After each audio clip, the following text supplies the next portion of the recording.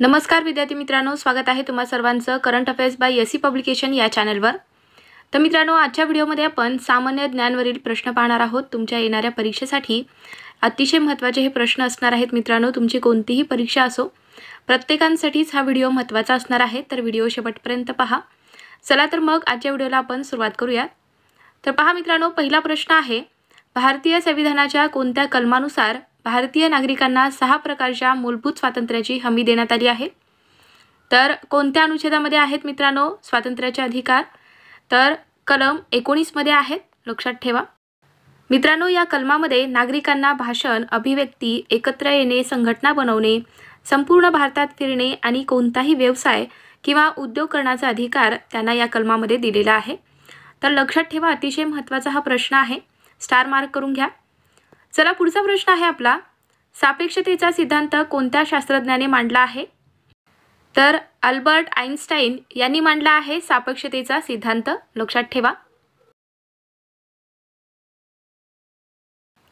संगणकाच्या संदर्भात HLL तर याचे पूर्ण रूप काय आहे? तर याचा फुल फॉर्म हाय लेवल लँग्वेज असा होतो, लक्षात ठेवा। चला नेक्स्ट क्वेश्चन, बांधवगड व्याघ्र प्रकल्प कोणत्या राज्यात आहे? तुम्ही सुद्धा आन्सर देण्याचा प्रयत्न करा मित्रांनो। बांधवगड व्याघ्र प्रकल्प, तर हे व्याघ्र प्रकल्प आहे मध्य प्रदेश राज्यात, लक्षात ठेवा। चला पुढचा प्रश्न पहा आपला, वन्यजीव संरक्षण कायदा कधी लागू करण्यात आला? तर हा कायदा 9 सप्टेंबर 1972 ला लागू झाला आहे। मित्रांनो, या कायद्याचा उद्देश वन्य प्राण्याच्या विविध प्रजातीचे संरक्षण, त्यांच्या अधिवासाचे व्यवस्थापन आणि वन्य प्राण्याच्या शरीराच्या विविध भागापासून मिळणाऱ्या उत्पादनाच्या व्यापाराचे नियमन करण्यासाठी काही कायदेशीर चौकट दिलेले आहेत। तर अतिशय महत्त्वाचा हा प्रश्न आहे मित्रांनो। वन्यजीव संरक्षण कायदा 1972 मध्ये 56 कलमे आणि 5 जोडप्यांचा समावेश केलेला आहे। तर लक्षात ठेवा ही संपूर्ण माहिती। मुंबई कौन्सिलचे पहिले सदस्य कोण होते? तर नाना जगन्नाथ शंकर शेठ हे होते मुंबई कौन्सिलचे पहिले सदस्य। चला पुढचा प्रश्न आहे आपला, भारतीय कुटुंब नियोजनाचे पहिले पुरस्कर्ते म्हणून कोणास ओळखले जाते? मित्रांनो, भारतामध्ये कुटुंब नियोजनाचे पहिले पुरस्कर्ते म्हणून रघुनाथ धोंडो कर्वे यांची ओळख आहे। हे एक समाजसुधारक आणि विचारवंत होते। त्यांनी समाज स्वास्थ्य नावाचे मासिक प्रकाशित केलेले आहे 1927 ते 1953 मध्ये, ज्यात त्यांनी कुटुंब नियोजनाच्या फायद्यावर भर दिला होता, तर लक्षात ठेवा। चला पुढचा प्रश्न आहे आपला, सेवा सदन या संस्थेची स्थापना कोणत्या महिला समाजसेविकेने केली आहे? तर कोणी केलेली आहे मित्रांनो सेवा सदन या संस्थेची स्थापना? मित्रांनो, सेवा सदन या संस्थेची स्थापना रमाबाई रानडे यांनी 2 ऑक्टोबर 1909 ला पुणे या ठिकाणी सेवा सदनची स्थापना केलेली आहे, तर लक्षात ठेवा।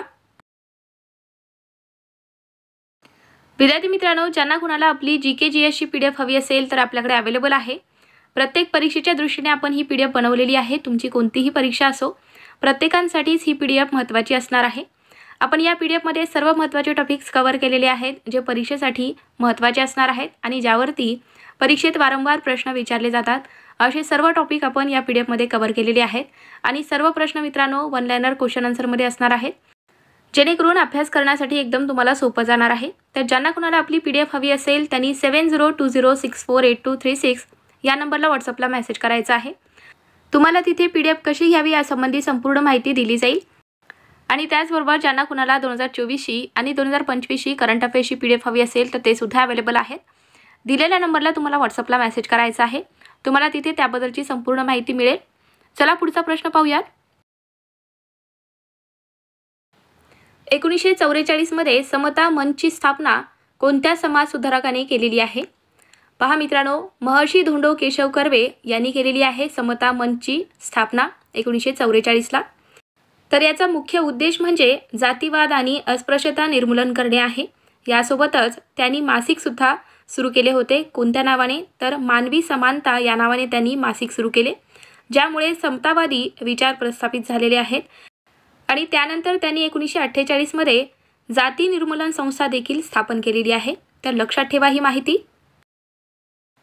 चला पुढचा प्रश्न पहा, आर्य महिला समाजाचे संस्थापक कोण आहेत? तर आर्य महिला समाजाचे संस्थापक हे पंडिता रमाबाई या होत्या, ज्या एक प्रसिद्ध समाजसुधारक आणि महिला हक्क कार्यकर्त्या होत्या.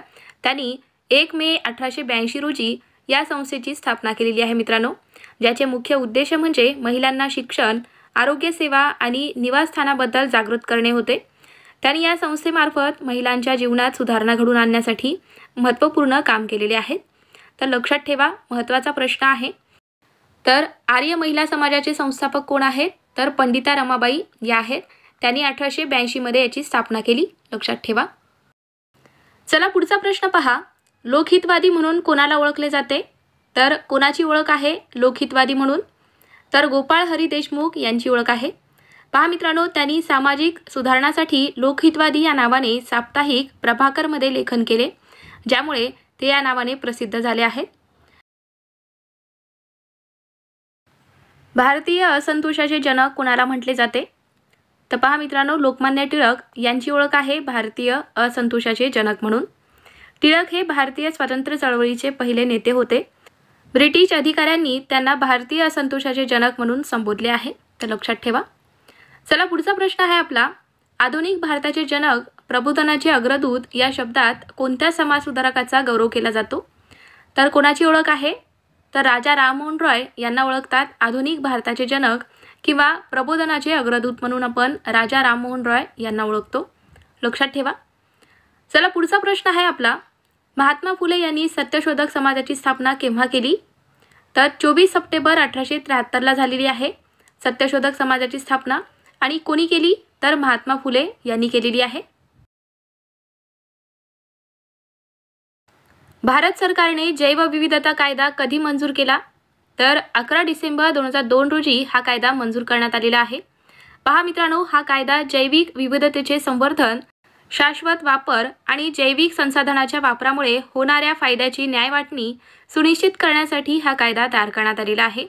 यालाच आपण जैविक विविधता कायदा 2002 म्हणून ओळखतो. तर लक्षात ठेवा. चला पुढचा प्रश्न पहा. भोपाळ वायू दुर्घटना कोणत्या वायूच्या गळतीमुळे घडली होती? मित्रांनो, भोपाळ वायू दुर्घटना ही 3 डिसेंबर 1984 रोजी युनियन कार्बाइडच्या कारखान्यात मिथाईल आयसोसायनाइडच्या गळतीमुळे झाली होती. या गळतीमुळे हजारो लोकांचा मृत्यू झाला आणि लाखो लोक बाधित झाले होते. चला पुढचा प्रश्न पहा. बायोगॅसमध्ये कोणता वायू सर्वात जास्त प्रमाणात आढळतो? तर मिथेन हा वायू असतो बायोगॅसमध्ये सर्वात जास्त प्रमाणात. भारतात पर्यावरण संरक्षण कायदा कधी लागू झाला आहे? तर पहा मित्रांनो, आपल्या भारतामध्ये पर्यावरण संरक्षण कायदा हा 19 नोव्हेंबर 1986 रोजी लागू झाला. हा कायदा 1986 मध्ये संसदेने पारित केला होता आणि तो भारतीय संविधानाच्या अनुच्छेद 253 नुसार लागू करण्यात आलेला आहे. मित्रांनो, या कायद्याचे मुख्य उद्देश म्हणजे पर्यावरणाचे संरक्षण आणि सुधारणा करणे आहे. तर लक्षात ठेवा ही संपूर्ण माहिती. चला पुढचा प्रश्न पहा. गोमती नदी कोणत्या राज्यात वाहते? तर उत्तर प्रदेश राज्यातून वाहते गोमती नदी. मित्रांनो, ही नदी गंगा नदीची एक उपनदी आहे, हे सुद्धा लक्षात ठेवा. चला पुढचा प्रश्न पहा. 1928 मध्ये बारडोली आंदोलनाचे नेतृत्व कोणी केले आहे? तर बारडोली आंदोलनाचे नेतृत्व सरदार वल्लभभाई पटेल यांनी केले आहे. 1928 मध्ये गुजरातमध्ये झालेल्या या सत्याग्रहात शेतकऱ्यांनी करवाढी विरोधात उठाव केला, ज्यामध्ये सरदार पटेल यांनी महत्त्वाची भूमिका बजावली होती. भारतीय संस्कृतीचा सुवर्णकाळ म्हणून कोणता काळ मानला जातो? तर मित्रांनो, भारतीय संस्कृतीचा सुवर्णकाळ म्हणून गुप्त साम्राज्य हा काळ मानला जातो, जो की इसवी सन 320 ते 350 होता. तर लक्षात ठेवा, महत्त्वाचा प्रश्न आहे. चला नेक्स्ट क्वेश्चन. अजिंठा आणि वेरूळ कलाकृती कोणत्या काळातील आहेत? तर या गुप्त काळातील आहेत. चला पुढचा प्रश्न पहा. गुप्त राजांनी जारी केलेल्या चांदीच्या नाण्यांना काय म्हणतात? तर त्यांना रूपक असं म्हटलं जातं. कुचीपुडी नृत्यांगना व्ही सत्यनारायण शर्मा यांना कोणत्या पुरस्काराने सन्मानित करण्यात आले? तर त्यांना पद्मश्री या पुरस्काराने सन्मानित करण्यात आलेले आहे. Next question. आंध्र प्रदेशमधील शास्त्रीय नृत्य कोणते आहे? तर कुचीपुडी हे नृत्य आहे आंध्र प्रदेशातील शास्त्रीय नृत्य. चला नेक्स्ट क्वेश्चन. 2011 जनगणनानुसार कोणत्या राज्यात महिला साक्षरतेचा दर सर्वाधिक आहे? तर कोणत्या राज्यामध्ये आहे 2011च्या जनगणनेनुसार महिला साक्षरतेचा दर सर्वाधिक? तर केरळ राज्यामध्ये आहे. मित्रांनो, जनगणना हा असा टॉपिक आहे ज्यावरती प्रत्येक परीक्षेमध्ये प्रश्न विचारले जातात आणि यावरती सुद्धा आपण एक स्पेशल व्हिडिओ आपल्या चॅनलवरती टाकलेला आहे। तुम्ही जर पाहिला नसाल तर पाहून घ्या। त्यामध्ये आपण सर्व महत्त्वाचे प्रश्न आपण कव्हर केलेले आहेत जे परीक्षेच्या दृष्टीने महत्त्वाचे असणार आहे। तुम्हाला त्या व्हिडिओची लिंक खाली डिस्क्रिप्शनमध्ये सुद्धा मिळून जाईल किंवा तुम्ही आपली PDF सुद्धा घेऊ शकता, त्यामध्ये सुद्धा आपण हे सर्व प्रश्न कव्हर केलेले आहेत। राज्यघटनेतील कलम 17 कशाशी संबंधित आहे?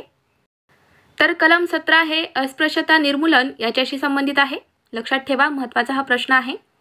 चला नेक्स्ट क्वेश्चन, जागतिक पर्यावरण दिन कधी साजरा केला जातो? तर 5 जून या दिवशी असतो जागतिक पर्यावरण दिन। चला पुढचा प्रश्न आहे आपला, मानवी लाळेमध्ये प्रामुख्याने कोणते एन्झाईम आढळते? तर टायलिन हे एन्झाईम असते मानवी लाळेमध्ये। भागीरथी आणि अलकनंदा यांच्या संगमावर काय स्थित आहे? तर भागीरथी आणि अलकनंदा यांच्या संगमावर देवप्रयाग स्थित आहे। लक्षात ठेवा। पुढचा आपला प्रश्न पहा, सातपुडा आणि विंध्य या दोन नदीमध्ये कोणती नदी वाहते? तर या दोन नद्यांमध्ये नर्मदा ही नदी वाहते। चला नेक्स्ट क्वेश्चन, बंगालचे पहिले गव्हर्नर जनरल कोण होते? तर वॉन हेस्टिंग हे होते बंगालचे पहिले गव्हर्नर जनरल। कोणता पर्वत हिमालय पर्वताचा भाग नाही? तर अरवली पर्वत आहे जो की हिमालय पर्वताचा भाग नाहीये। चला पुढचा प्रश्न आहे आपला, भूकंपाची तीव्रता मोजणाऱ्या उपकरणाला काय म्हणतात? तर त्याला सिस्मोग्राफ असं म्हटलं जातं। नेक्स्ट क्वेश्चन आहे, 2011च्या जनगणनेनुसार भारतातील कोणत्या राज्यात साक्षरता दर सर्वात कमी आहे? तर कोणत्या राज्यामध्ये आहे साक्षरता दर सर्वात कमी? तर बिहार राज्यामध्ये आहे। भारतीय राज्यघटनेत वित्त आयोगाशी संबंधित कोणते कलम आहे? तर कलम 280 आहे वित्त आयोगाशी संबंधित कलम। लक्षात ठेवा। चला नेक्स्ट क्वेश्चन, अर्थव्यवस्थेतील मंदीमुळे कोणत्या प्रकारची बेरोजगारी निर्माण होते? तर चक्रीय बेरोजगारी निर्माण होते अर्थव्यवस्थेतील मंदीमुळे। भारतीय संविधानाच्या कलम 25 ते 28 मध्ये कोणते अधिकार आहेत? तर धार्मिक स्वातंत्र्याचे अधिकार आहेत कलम 25 ते 28 मध्ये। विद्यार्थी मित्रांनो, ज्यांना कोणाला आपली GK GS ची PDF हवी असेल तर आपल्याकडे अवेलेबल आहे। प्रत्येक परीक्षेच्या दृष्टीने आपण ही PDF काढलेली आहे मित्रांनो। तुमची कोणतीही परीक्षा असो प्रत्येकांसाठीच ही PDF महत्त्वाची असणार आहे। तर ज्यांना कोणाला आपली PDF हवी असेल त्यांनी 7020648236 या नंबरला व्हॉट्सअपला मेसेज करायचा आहे। तुम्हाला तिथे PDF कशी घ्यावी यासंबंधी संपूर्ण माहिती दिली जाईल। आणि हो मित्रांनो, त्याचबरोबर ज्यांना कोणाला 2024ची आणि 2025ची करंट अफेअर्सची PDF हवी असेल तर ते सुद्धा अवेलेबल आहेत। प्रत्येक परीक्षेमध्ये मित्रांनो करंट अफेअर्सवरती प्रश्न विचारले जातात। तुमची कोणतीही परीक्षा असो त्यासाठी ज्यांना कोणाला आपली PDF हवी असेल त्यांनी घेऊन टाका। चला पुढचा आपला प्रश्न आहे, HTTP चे पूर्ण रूप काय आहे? तर हायपर टेक्स्ट ट्रान्सफर प्रोटोकॉल हे आहे HTTP चे पूर्ण रूप। लक्षात ठेवा। नेक्स्ट क्वेश्चन, नर्मदा नदी कुठून उगम पावते? तर नर्मदा नदीचा उगम हा अमरकंटक पर्वतरांगेतून होतो। नेक्स्ट क्वेश्चन आहे, भारतीय संविधानाच्या कोणत्या भागात मूलभूत अधिकार आहेत? तर कोणत्या भागामध्ये आहेत असा प्रश्न आहे मित्रांनो। तर भाग 3 मध्ये आहेत मूलभूत अधिकार भारतीय संविधानाच्या। कोणास स्थानिक स्वराज्य संस्थेचा जनक असे म्हणतात? तर कोणाची ओळख आहे स्थानिक स्वराज्य संस्थेचे जनक म्हणून? तर लॉर्ड रिपन यांची ओळख आहे। लक्षात ठेवा। तैनाती फौजेचे धोरण मोठ्या प्रमाणात कोणत्या ब्रिटिश गव्हर्नर जनरलने राबवले आहे? तर लॉर्ड वेलस्ली यांनी केलेले आहे तैनाती फौजेचे धोरण मोठ्या प्रमाणात। चला पुढचा प्रश्न आहे आपला, कोणाला भारतीय आर्थिक विकेंद्रीकरणाचा जनक म्हणून ओळखले जाते? तर कोणाची ओळख आहे भारतीय आर्थिक विकेंद्रीकरणाचे जनक म्हणून? तर लॉर्ड मेयो यांची ओळख आहे। डिप्रेस्ड क्लासेस मिशनची स्थापना कोणी केलेली आहे? तर वीरा शिंदे यांनी केली डिप्रेस्ड क्लासेस मिशनची स्थापना। प्रार्थना समाजाची स्थापना कोणी केलेली आहे? तर प्रार्थना समाजाची स्थापना ही डॉक्टर आत्माराम पांडुरंग यांनी केलेली आहे। तैनाती फौजेची पद्धत कोणी सुरू केली? तर लॉर्ड वेलस्ली यांनी सुरू केलेली आहे तैनाती फौजेची पद्धत। 1873 मध्ये महात्मा ज्योतिराव फुले यांनी कोणत्या समाजाची स्थापना केलेली आहे? तर 1873 मध्ये महात्मा फुले यांनी सत्यशोधक समाजाची स्थापना केली होती। लक्षात ठेवा। चला पुढचा प्रश्न आहे आपला, मराठी वृत्तपत्राचे जनक म्हणून कोणाची ओळख आहे? तर बाळशास्त्री जांभेकर यांची ओळख आहे, लक्षात ठेवा. नेक्स्ट क्वेश्चन आहे, आर्य समाजाची स्थापना कोणी केली आहे? तर आर्य समाजाची स्थापना ही स्वामी दयानंद सरस्वती यांनी 10 एप्रिल 1875 केलेली आहे. लक्षात ठेवा, डेट इम्पॉर्टंट आहे, परीक्षेमध्ये विचारलं जातं. सुधारक हे साप्ताहिक कोणी सुरू केले?